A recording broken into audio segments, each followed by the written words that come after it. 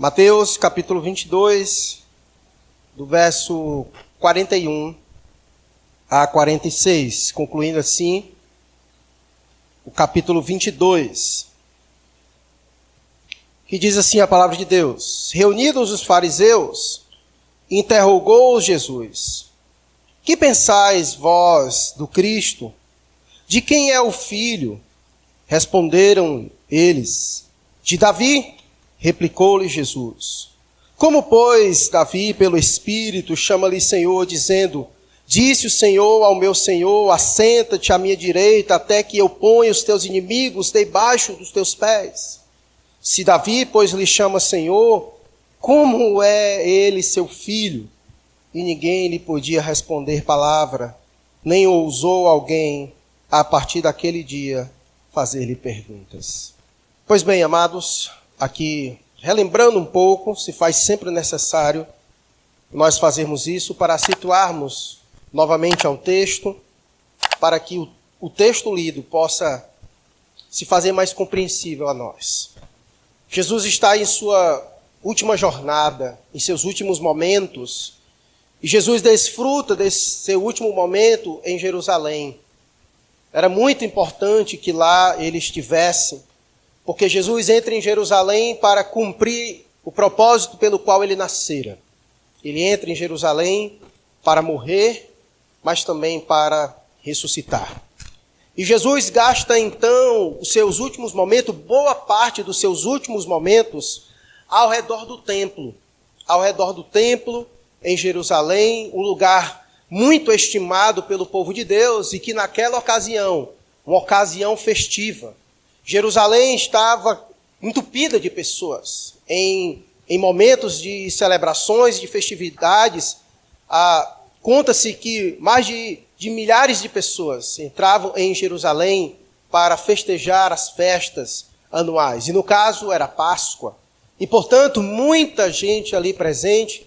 E Jesus aproveita aquela oportunidade para mais uma vez fazer aquilo que ele sempre fez em seu ministério: ensinar as pessoas.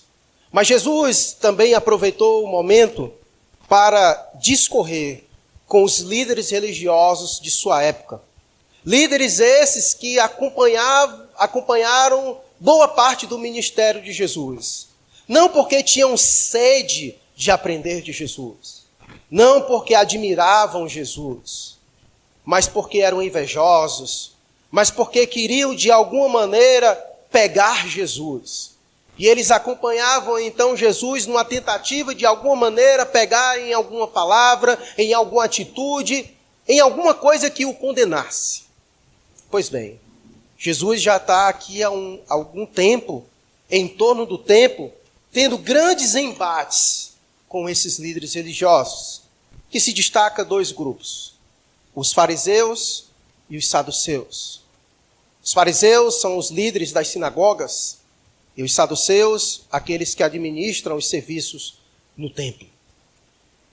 E o capítulo 22, então, foi marcado por essas lutas, por esses embates.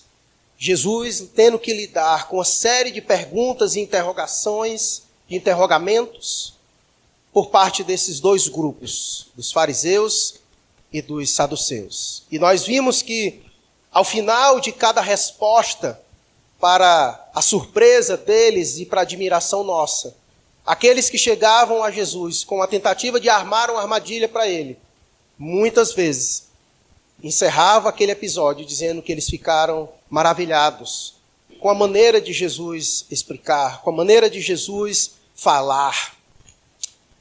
Pois bem, eu quero aqui, antes de entrar no texto, aproveitar todo esse capítulo 22 que aqui nós tivemos. Quantos domingos nós não passamos aqui lendo o texto e falando sobre esses embates que Jesus estava tendo, esses confrontos que Jesus estava tendo. E, portanto, eu quero aproveitar esse gancho para trazer uma aplicação antes da gente entrar no texto, já que a gente está encerrando o capítulo 22, para mostrar a você a importância de lutar pela verdade, de defender a verdade, de batalhar pela fé e a doutrina verdadeira. É importante dizer isso porque muitas vezes as pessoas tendem a dizer que não vale a pena discutir religião, que não vale a pena discutir doutrina, que cada qual pode ter a sua subjetividade, cada qual pode crer da maneira e do jeito que pensar. Se isso fosse verdade, nós não deveríamos ter em momento algum lido e estudado o capítulo 22 de Mateus. Porque o capítulo inteiro de 22 que nós lemos era exatamente Jesus confrontando a esse povo, lutando pela verdade, ensinando as pessoas o caminho certo diante dos erros, dos equívocos que os líderes religiosos conduziam às pessoas. Então, longe, irmãos, longe de ser uma verdade o fato de que não é importante nós lutarmos pela verdade, nós batalharmos pela fé evangélica, de nós discutirmos doutrina. A Bíblia diz que Deus é a verdade. E, portanto, se faz necessário. Jesus está aqui nesse capítulo inteiro batalhando pela verdade de Deus. Importa para Deus a verdade. Não existe subjetividades. Não é a minha verdade, não é a sua verdade, é a verdade absoluta de Deus. Onde há a verdade de Deus, nós nos calamos. Ninguém está aqui para ouvir a minha verdade. Nós estamos aqui para ouvir a verdade de Deus. Que se faça mentiroso qualquer homem e Deus verdadeiro. Portanto, eu quero encerrar esse capítulo 22, primeiramente, antes de entrar no texto, trazendo esta verdade para nós, sobre a importância da verdade. Em um contexto onde muitas pessoas se apropriam da verdade e acham que pode manipulá-la a seu bel prazer, se faz mais uma vez importante lembrar a importância de nós estarmos atentos, lutando pela verdade, porque um desvio apenas da verdade não é mais a verdade. Qualquer adulteração, ainda que seja por menor, deixa de ser verdadeiro e passa a ser algo mentiroso, algo adulterado, algo manipulado. Portanto, nós precisamos ter bastante ciência disso, abraçar esta verdade, defendida por Jesus, defendida pelos apóstolos, defendida em todas as Escrituras. Deus se revela a nós pela verdade. E é importante que essa verdade seja dita tal qual ela é. Por isso que Jesus aqui estava ali, lutando com os líderes religiosos pela verdade. Pela verdade. Portanto, que nós possamos tomar como exemplo. E isso importa, porque o parecer de Deus é importante para nós e para Ele mesmo. Deus deseja que nós tenhamos um parecer correto ao seu respeito. E por isso que Ele se importa, a maneira com que nós pensamos ao seu respeito. E só a verdade é capaz de nos dar uma figura real de realmente quem é o nosso Deus. E qualquer falta disso pode nos sentenciar a caminhos de perdição. Como já disse Oséias, capítulo 4, verso 6, ele disse que o povo perece pela falta de quê? Conhecimento de Deus. Jesus já disse, errais por não conhecer as Escrituras, a verdade. Portanto, perceba que ter uma visão correta de Deus é importante. E por isso que Jesus está ali lutando, batalhando, para que se tenha uma compreensão correta da verdade e de quem é Deus. Por isso que o nosso texto de hoje é exatamente isso. Jesus aproveitando mais uma vez para apresentar a verdade acerca de si mesmo. Há alguns textos atrás, Jesus fez questão de sondar os seus discípulos. Diante de tantas coisas ditas, Jesus estava preocupado se os seus discípulos não haviam sido, de alguma maneira, enganados. E aí ele pergunta, o que dizem acerca do Filho do Homem? Lembram? Mateus capítulo 16. O que estão dizendo acerca de mim? E eles disseram, uns dizem que o Senhor é profeta, outros dizem que o Senhor é Jeremias, e saíram citando várias pessoas. Mas Jesus diz: e vós? Para vocês, quem eu sou? É muito importante ter uma definição correta de Jesus, não pelo que as pessoas dizem, mas pelo que de fato ele é. E por isso aqui, mais uma vez, Jesus retoma novamente, para que se tenha uma exatidão acerca de quem ele é. Vejamos o texto mais uma vez, versículo 41. Reunidos os fariseus, interrogou Jesus: que pensais vós do Cristo? Semelhantemente à pergunta que ele havia feito aos seus discípulos. Jesus não formulou essa pergunta da mesma forma como havia feito aos seus discípulos, porque os homens com quem ele estava discutindo, eles não entendiam a sua causa e nem estavam dispostos a avaliar com honestidade as credenciais que ele já tinha lhes oferecido. Mas Cristo teve de usar agora uma abordagem indireta com seus inimigos para extrair deles verdades acerca de si mesmo. Ainda que eles não crescem que ele era o Messias, ainda que eles não crescem que ele era o Filho do Homem, ainda que eles não entendessem isso, mas Jesus queria extrair essas verdades de sua própria boca para poder falar acerca de si mesmo. E ele diz: de quem é o Messias filho, como ele pensa? Quem pensais vós do Cristo? De quem é filho? E obviamente, diante dessa pergunta que ele fez como mestres instruídos na lei, eles sabiam a resposta e por isso que não tiveram dificuldade para responder. Veja o texto, verso 42. Que pensais vós do Cristo? De quem é filho? Responderam eles de imediato: de Davi.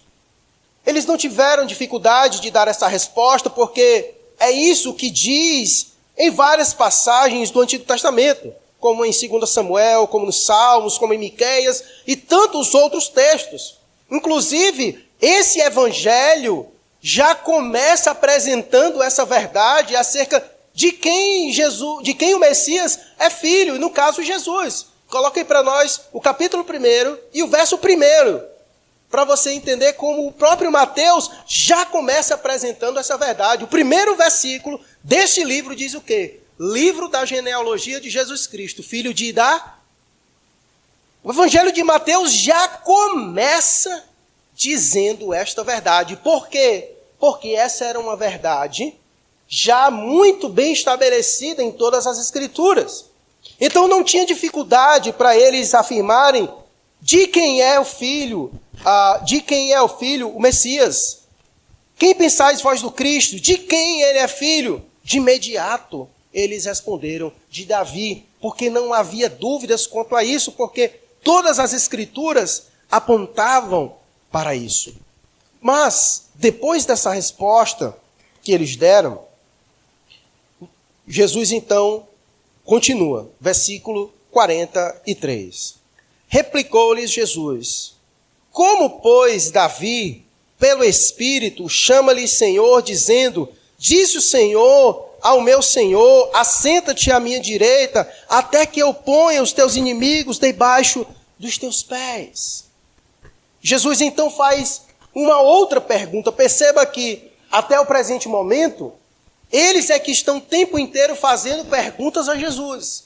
Mas agora é Jesus que está os interrogando. Jesus é agora quem está os interrogando para extrair verdades acerca de si mesmo, da própria boca dos seus inimigos. E Jesus então aqui usa o Salmo. Vocês lembram qual foi o texto que a irmã leu na abertura do culto? Lembra qual foi o texto? Salmo 110. O salmo que a irmã leu, o versículo 1, começa exatamente nesse texto, nessa passagem que Jesus cita. Então Jesus cita o Salmo 110 para os seus inimigos. E Jesus então cita o texto. E todo estudioso judeu, ortodoxo, ele interpretava essa passagem como uma referência ao Messias. Porque somente o Messias poderia assentar-se à direita de Deus. Jesus acreditava piamente na inspiração e na exatidão das Escrituras, por isso que ele afirmou que Davi havia proferido tais palavras pelo Espírito Santo de Deus.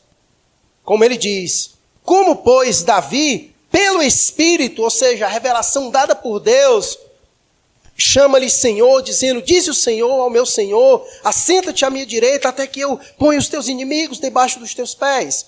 Então, Jesus, diante dos seus adversários, cita o Salmo 110.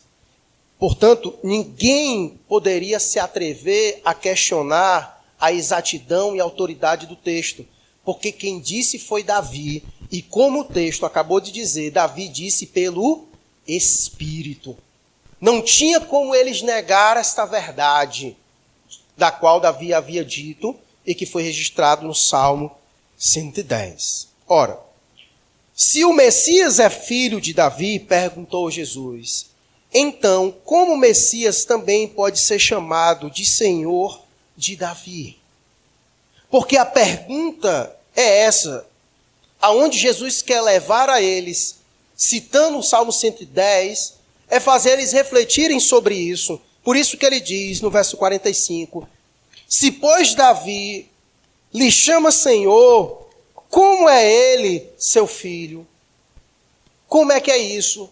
Como é que ele é filho de Davi, se Davi o chamou de Senhor? Como é que explica isso? De tal maneira que o texto vai dizer que ninguém podia lhe responder palavra, nem ousou alguém a partir daquele dia fazer-lhe perguntas. E aí a pergunta que é a nossa meditação aqui nessa noite, para a nossa reflexão. O que Jesus quis ensinar acerca de si mesmo para os seus adversários, usando essa citação de Davi do Salmo 110? Qual é a resposta para essa indagação? Como Jesus é chamado de filho de Davi, se Davi chamou ele de seu Senhor? Como é que isso é possível?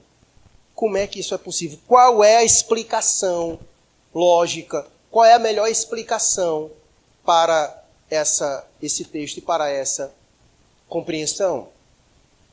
Vejamos. Há apenas uma resposta para essa questão. Como Deus, o Messias é o Senhor de Davi, mas como homem, ele é o filho de Davi. Vou repetir. Qual é a resposta para essa pergunta? Se Jesus é filho de Davi, como é que Davi chama ele de seu Senhor? A resposta de imediato é essa. Como Deus, o Messias é o Senhor de Davi. Por quê? Porque ele é anterior a Davi. Porque como Deus, ele é eterno. Ele é o Senhor e é Senhor de Davi.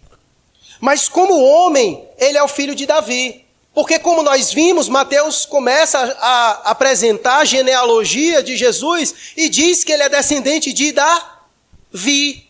Então, o Deus que é Senhor eterno se fez homem. E quando ele se fez homem na linhagem de quem? De Davi. Por isso que ele é Senhor de Davi e ao mesmo tempo ele também é filho de Davi. Certo? Então as duas coisas são verdades acerca do Messias. O Messias tanto é Senhor de Davi, por isso que Davi o chama de Senhor e o faz corretamente, mas também ele é chamado de filho de Davi, porque de fato ele é filho de Davi. Ele é a raiz e a geração de Davi. Portanto, o Salmo 110, ele quer ensinar duas coisas acerca do Messias, que mostra a divindade e a humanidade do Messias. O Salmo 110 ensina que o Messias tanto é o Senhor eterno, como ele é o descendente de Davi. Ele é Senhor de Davi e também é filho de Davi. Enquanto ele ministrava aqui na terra, Jesus aceitou com frequência o título messiânico, filho de Davi. Lembra quando ele entrou em Jerusalém, o que era que as pessoas diziam? Qual era o clamor? Ele foi recebido com clamor. E qual era o clamor? O que as pessoas diziam? Bendito o filho de Davi. Eles chamavam, clamaram, anunciando a entrada dele. Filho de Davi.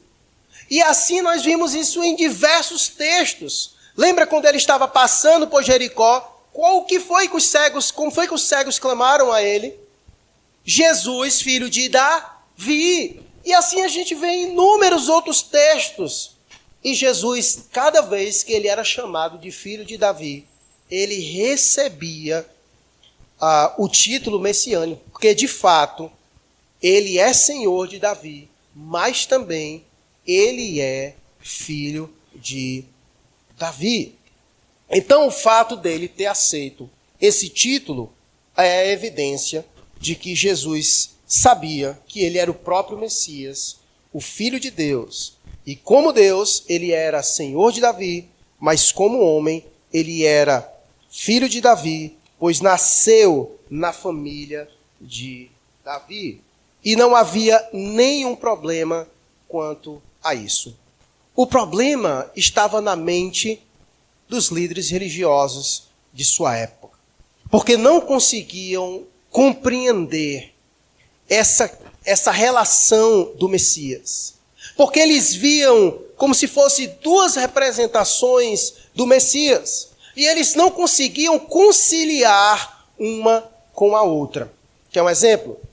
Porque ele, como filho de Davi, como Messias, ele é apresentado também como um servo sofredor.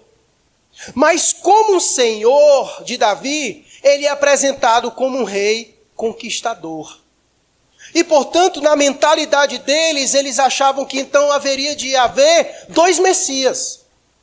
Eles não conseguiam enxergar que o Senhor de Davi, o rei conquistador, era o mesmo que era o servo sofredor. Eles não conseguiam conciliar estas duas verdades, que o rei conquistador é o mesmo servo sofredor. O problema é que eles não prestaram atenção nas palavras de Jesus. Porque se eles tivessem prestado atenção nas palavras de Jesus, eles teriam aprendido que havia apenas um Messias, este tanto humano quanto divino. Esse que iria sofrer, que morreria como sacrifício pelos nossos pecados. Por isso que as duas coisas caminham juntas. Aquele que entra em Jerusalém, ele é o servo sofredor, o filho de Davi. Aquele que disse que iria entrar em Jerusalém para morrer, o servo sofredor. Mas também esse filho de Davi, o servo sofredor, que disse que iria morrer em Jerusalém, foi o mesmo que também disse que ao terceiro dia ia fazer o quê? Ressuscitar, como um rei conquistador. Perceba que Mateus atribui as mesmas coisas à mesma pessoa. Mateus, no seu próprio evangelho, faz essa colocação, porque apresenta aquele que nasce como um filho de Davi, mas ao mesmo tempo apresenta que os magos, aqueles que foram à presença de Jesus, os reis, eles chegaram a Jesus levando o que mesmo? Presentes dignos de quê? De uma realeza. Então o próprio evangelho de Mateus apresenta Jesus como o filho de Davi, o servo sofredor, aquele que nasce para morrer, mas também o rei conquistador. E por isso que no seu nascimento, ele é o descendente de Davi, mas também ele é recebido como rei. Por isso que lhe levam presentes dignos de realeza. Porque em Jesus há essas duas verdades. Ele é o Messias, descendente de Davi e o Senhor de Davi. O servo sofredor, mas também o rei conquistador. Então, Ele é esse que entra em Jerusalém para morrer como servo sofredor, mas também entra em Jerusalém para ressuscitar como um rei conquistador. Contudo, todos nós sabemos que para ele conquistar como rei, era preciso primeiro ele morrer como um servo sofredor. E era isso que eles não conseguiam entender. Porque eles achavam que quando o Messias viesse, ele já iria reinar de imediato, o rei conquistador. Havia toda essa expectativa nele. Por isso que eles tiveram dificuldades e foram tardios para olhar para Jesus e entender que ele é o Messias, o rei conquistador. Porque eles aguardavam que Jesus chegasse de imediato, já trouxesse fim sobre todas as coisas. Por isso que em diversos momentos eles queriam aclamá-lo como rei. Mas Jesus estava muito ciente de que para conquistar as coisas como rei, ele teria que primeiro pegar o caminho do servo sofredor. Aquele apresentado por Isaías, o servo sofredor. E por isso que uma vez que o servo sofredor conclui o seu ministério, inicia o ministério do rei conquistador. Quando ele ressuscita, é dito, foi-me dado toda a autoridade no céu e na terra. E o Apocalipse faz uma descrição maravilhosa do rei conquistador, onde é celebrado, onde é louvado. E esse rei, então, dispensa sobre nós todos os seus despojos da vitória. Porque ele é rei conquistador. Mas ele primeiro teve que ser um servo sofredor. Porque ele é o filho de Davi. E ele é o Senhor de Davi. Na mesma pessoa. Mas eles não conseguiram entender. Tiveram dificuldades de compreender. Tiveram dificuldades de compreender essa verdade, de enxergar Jesus com essas duas verdades. O Senhor de Davi e, ao mesmo tempo, o descendente de Davi. Então, o ponto principal aqui dessa passagem, a verdade do Salmo 110, é acerca das duas naturezas do Messias. O Messias é Deus e homem ao mesmo tempo. Por isso que Davi o adora e o chama de Senhor, Adonai.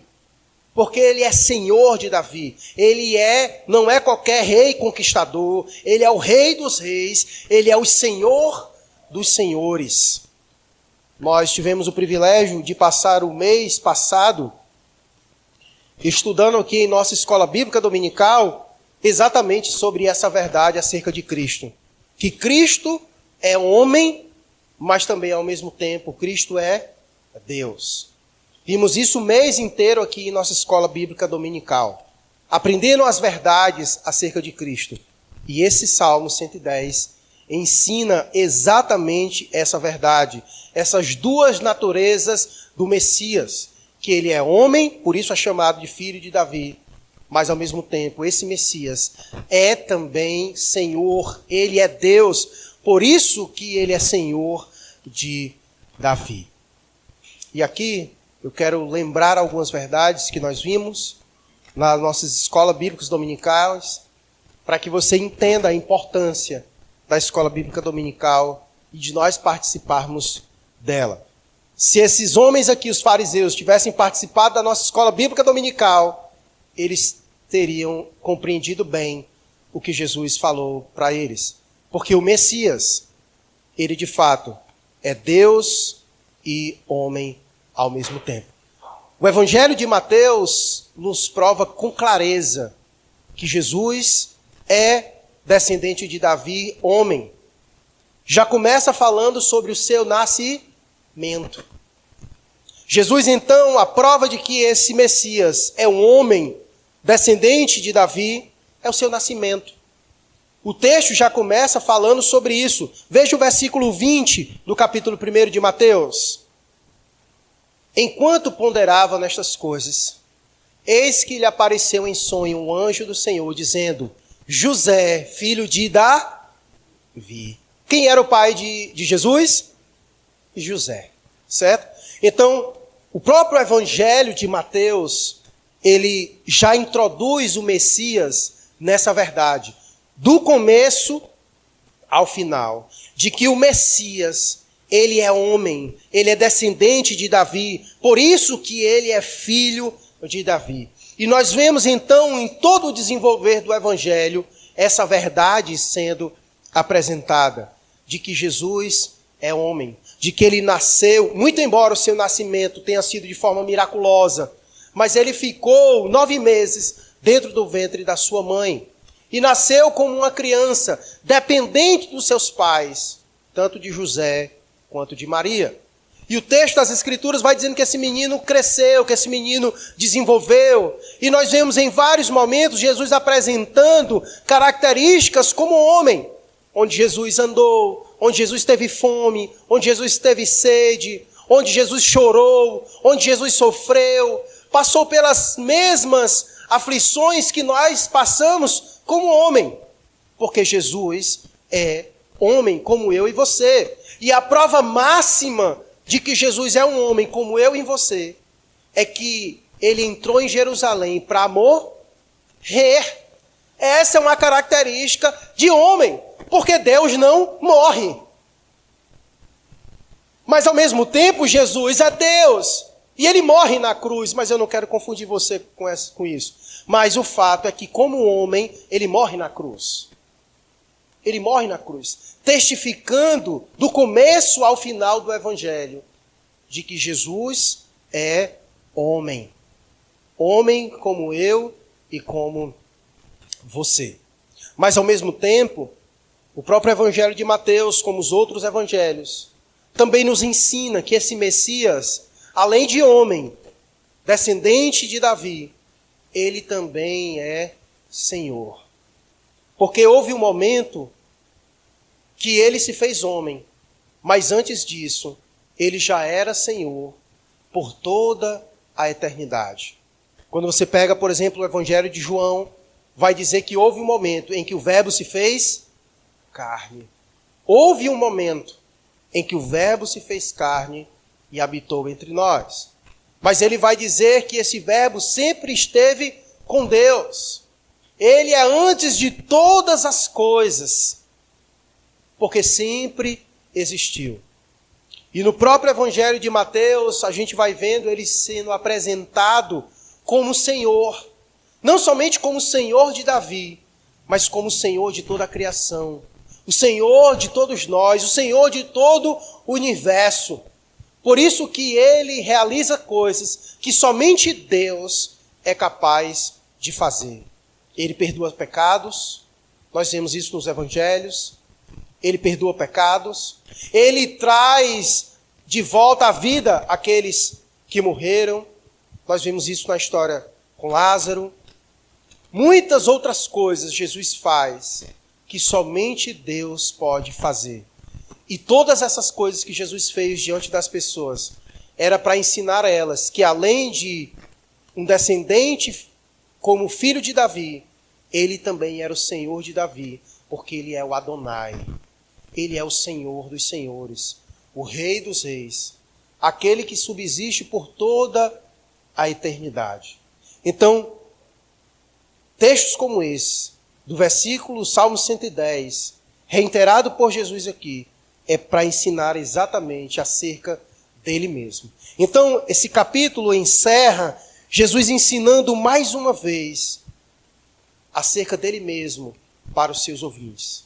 Ele é o filho de Davi, homem, mas também ele é o Senhor de Davi, o Adonai, o Senhor dos senhores, aquele que criou todas as coisas. E é necessário que seja assim. É necessário que o Messias seja essas duas coisas. Ele tem que ser essas duas coisas ao mesmo tempo. Ele precisa ser homem e ele precisa ser Deus. Se não fosse assim, não faria sentido ele entrar em Jerusalém. Porque se ele não fosse Deus, ele iria morrer e como todos os outros homens, nós iríamos encontrar os seus ossos. a sua morte não teria uma dimensão capaz de remir todos nós. Mas era preciso ele ser homem para que ele pudesse morrer uma morte substitutiva. Ele não morreu no lugar de anjos, mas ele morreu no lugar de homens, porque se tornou homem, como eu e você, descendente de Davi, filho de José. Então era necessário que o Messias fosse homem e fosse Deus ao mesmo tempo. Homem para poder nos representar. Ele morreu para salvar homens.